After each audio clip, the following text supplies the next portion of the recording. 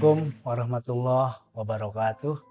Salam sejahtera untuk kita semua. Teman-teman yang saya cintai, sesi kali ini saya akan memberi pengantar tentang ketika iman harus dinilai.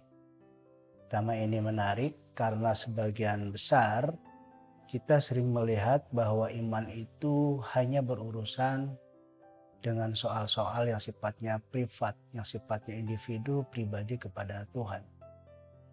Nah, kita mulai dari kata iman. Iman dari bahasa Arab dan satu akar kata iman itu dengan aman.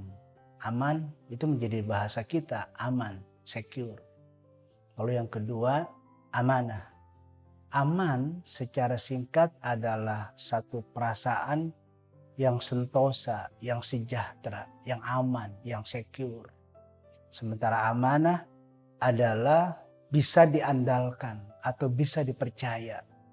Sehingga dua kata yang muncul dari derivasi kata iman yaitu aman dan amanah. Aman itu bersifat individual tetapi terletak pada situasi sosial, dan amanah seluruhnya pada persoalan sosial. Teman-teman yang saya cintai. Jadi ketika iman harus dinilai, kita harus melihat efek atau konsekuensi dari iman itu sendiri. Yaitu ada pada kata aman dan amanah. Kita tahu iman sering diartikan dengan istilah atau dengan pengertian percaya. Itu tentu tidak salah. Tetapi belum bisa mencakup seluruhnya tentang yang dituntut dari kata iman tadi itu. Maka kalau kita memunculkan kata aman dan amanah, maka sangat mungkin kata iman itu tidak hanya percaya, tapi juga sekaligus mempercayai dan bisa juga menaruh kepercayaan kepada Allah, kepada Tuhan yang Maha Esa. Teman-teman yang saya cintai, jadi orang-orang yang disebut beriman itu dia tidak boleh kemudian lepas dari keadaan-keadaan, lepas dari kebaikan-kebaikan secara sosial. Pertama, tadi kita kata aman. Orang yang beriman itu jiwanya dia akan tenang. Jiwanya dia akan sejahtera, jiwanya dia akan sentosa. Karena itu hidupnya tidak membebani orang lain, hidupnya tidak membuat orang lain susah. Artinya dia terhindar dari fitnah, dari nyinyir, dari yang sifatnya membuat orang lain terhina atau tersakiti. Yang kedua amanah. Amanah bisa dipercaya. Amanah ini menarik karena apa? Karena orang yang bisa dipercaya banyak aspek. Aspek yang paling penting adalah dari kata amanah itu adalah ilmu. Bagaimana mungkin orang bisa dipercaya kalau tidak memiliki ilmu pengetahuan? Kita tahu bahwa ilmu terintegrasi dengan amal. Jadi di sesi-sesi yang lain saya sering mengatakan bahwa tidak ada orang yang disebut berilmu kalau dia tidak mengamalkan ilmunya. Karena itu orang yang amanah mutlak dia memiliki ilmu pengetahuan. Kalau kita percaya pada orang untuk membangun sebuah jembatan, maka orang itu mutlak memiliki pengetahuan tentang bagaimana membangun sebuah jembatan. Karena itu bisa diandalkan dia. Dan kita bicara ilmu. Kita tahu ilmu itu ada yang bersifat sosial, ada yang bersifat alam. Nah, ilmu pengetahuan yang tadi kita sebut memang dia berkaitan dengan alam. Kita tahu dari kata ilmu, amal, lalu alam. Ilmu harus diamalkan dan objek dari ilmu itu haruslah alam semesta, alam ciptaan Tuhan. Karena yang bisa kita selidiki, yang bisa kita pelajari adalah alam. Nah, alam itu bukan hanya soal alam-alam fisik seperti dalam ilmu fisika, tetapi juga sejarah yang menjadi rentetan perjalanan hidup seorang manusia.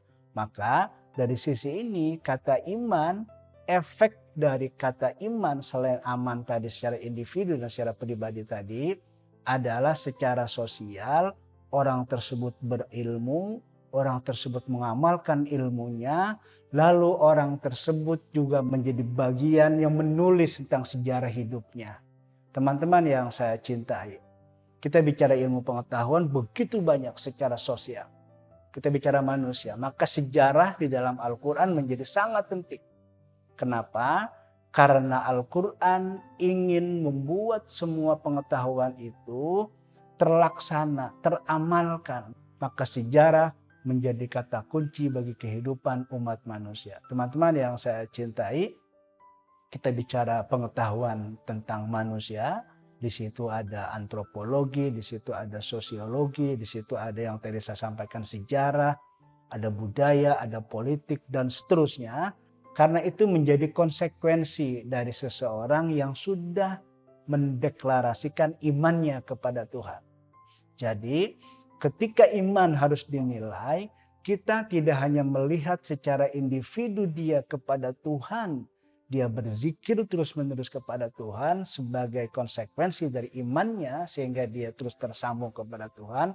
Tapi sekaligus juga dia memikirkan seluruh ciptaan Tuhan, seluruh alam semesta ini. Karena dengan memikirkan alam semesta ini melahirkan satu pengetahuan dan sekaligus juga memikirkan perjalanan hidup seorang manusia dari abad awal, pertengahan sampai abad yang terakhir ini.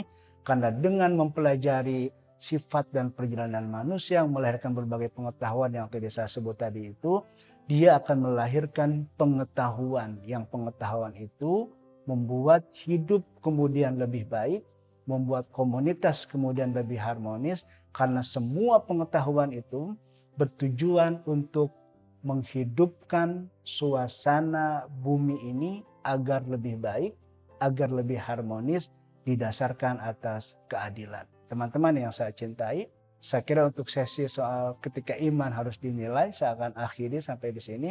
Semoga ada manfaat buat kita semua. Terima kasih. Assalamualaikum warahmatullahi wabarakatuh.